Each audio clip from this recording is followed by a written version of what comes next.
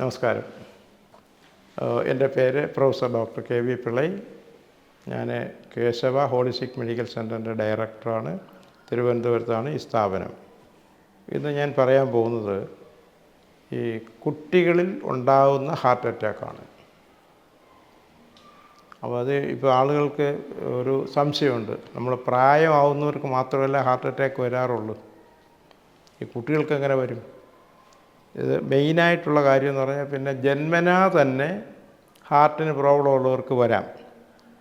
പിന്നെ ഇപ്പോൾ വാൽവിന് പ്രോബ്ലം ഉണ്ടെങ്കിൽ വരാം, മറ്റേതെങ്കിലും പ്രോബ്ലം കൊണ്ടുവരാം, ജന്മനാ തന്നെ വരാം. ഇപ്പോൾ നമ്മൾ ആ ജന്മനാ ഉള്ളതല്ലാതെ ഇപ്പോഴത്തെ നമ്മുടെ മോഡേൺ ഫുഡ് കഴിക്കുന്നതിനെ പറ്റിയാണ് ഞാൻ കൂടുതലായിട്ട് പറയുന്നത്. അത് കുട്ടികൾ വരുന്നത്. ഇപ്പോൾ ഉദാഹരണം, ഇപ്പോൾ ചോക്ലേറ്റ് കഴിക്കാത്ത കുട്ടികൾ ആരുമില്ല.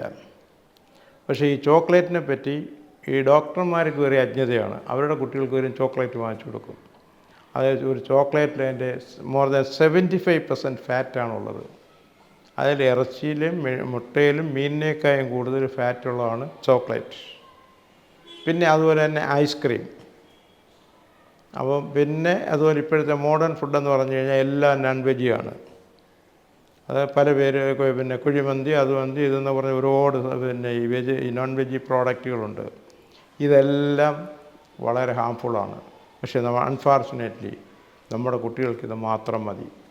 ഈ രക്ഷകർത്താക്കൾ ഇതേപ്പറ്റി പറയില്ല. അവർ നിർബന്ധിച്ചിട്ടോ അല്ലെങ്കിൽ എന്തോ ആയിക്കോട്ടെ, അവരും ഇത് തന്നെ ഫോളോ ചെയ്യുന്നത്. അപ്പോൾ ഇത് ചെന്ന് കഴിഞ്ഞാൽ നമ്മുടെ ഇത് കൊഴുപ്പാണ് കൂടുതലും വരുന്നത്. അപ്പോൾ കൊഴുപ്പ് ഞാൻ തന്നെ പല കേസുകൾ വന്നിട്ടുണ്ട്. കുട്ടികൾ നോക്കുമ്പോഴത്തേക്ക് കൊളസ്ട്രോളൊക്കെ വെരി ഹൈ ആണ്. ഇപ്പോൾ ഒരു 200 താഴെ നിൽക്കേണ്ട കൊളസ്ട്രോൾ അല്ലെങ്കിൽ 200 വരെ നിൽക്കേണ്ട കൊളസ്ട്രോൾ 300, 400 ഒക്കെ ആയിട്ട് നമുക്ക് കാണാം. അത് ഈ കുട്ടികൾക്ക് എങ്ങനെ വരുന്നു? അപ്പോൾ നമ്മൾ ചെയ്യേണ്ടതെന്ന് പറഞ്ഞു കഴിഞ്ഞാൽ, ഒരു കുട്ടികൾക്ക് എന്തെങ്കിലും ഒരു അസ്വസ്ഥത തോന്നിക്കഴിഞ്ഞു കഴിഞ്ഞാൽ നിങ്ങൾ ആദ്യം ഒരു ഡോക്ടറെ അടുത്ത് കൊണ്ടുപോയി കാണിച്ച് ബ്ലഡ് ടെസ്റ്റ് ചെയ്യണം. അതിൽ പ്രധാനമായിട്ട് ഹാർട്ട്, അതായത് പിന്നെ ലിപ്പിഡ് പ്രൊഫൈൽ എന്ന് പറയും, അതായത് കൊളസ്ട്രോൾ, അത് നല്ല കൊളസ്ട്രോൾ അതെല്ലാം കാണിക്കും. അപ്പോൾ അത് ഒരു ഡോക്ടർമാർ ചെന്ന് കഴിഞ്ഞാൽ ഇത് പറയുമ്പോഴത്തേക്ക് അവർ പറയും, ആഹാര രീതി നോക്കുമ്പോഴേ അവർ പറയും ചെയ്യണമെന്ന്. ചെയ്ത് നോക്കുമ്പോൾ തന്നെ അറിയാം.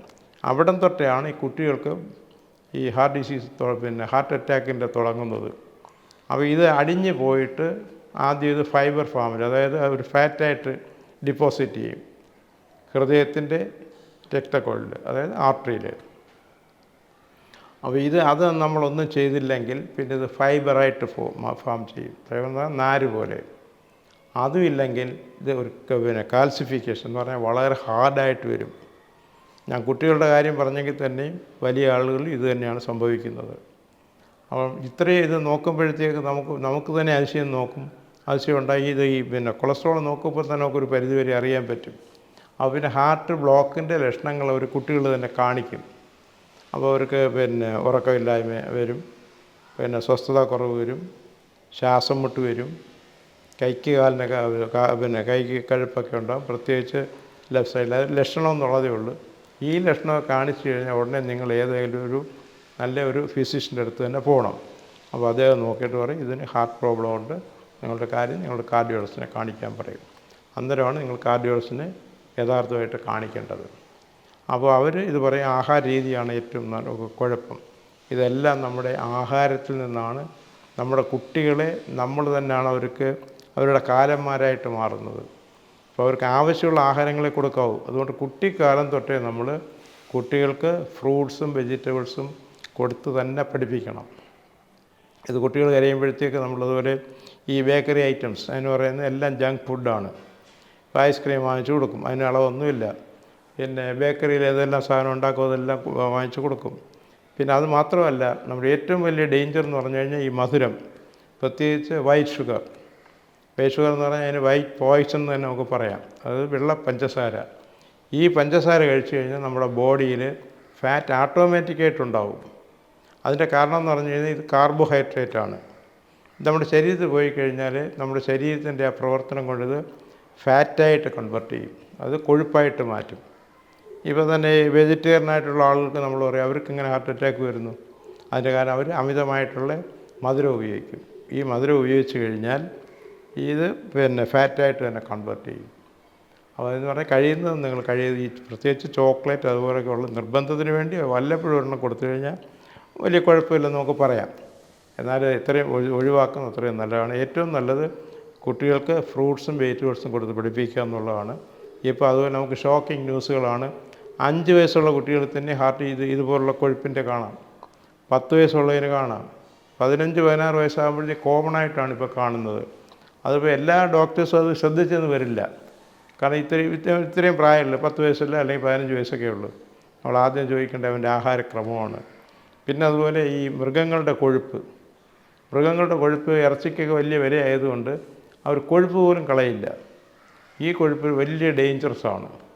ഇത് അമിതമായിട്ടുള്ള ഭാരം ഉണ്ടാക്കും, അമിതമായിട്ടുള്ള മാനസിക സംഘർഷങ്ങളും ഉണ്ടാകും. കാരണം ഈ മൃഗങ്ങളെല്ലാം ഇത് അതിനെ വളർത്തുന്നത് എല്ലാം ഹോർമോണൈസ്ഡാണ്. ഇപ്പോൾ ഉദാഹരണം ഈ ബ്രോയിലർ ചിക്കൻ അത് കൊടുത്തു കഴിഞ്ഞാൽ തന്നെ കുട്ടികൾക്കില്ലാത്ത സോക്കേടുകളെല്ലാം വരും.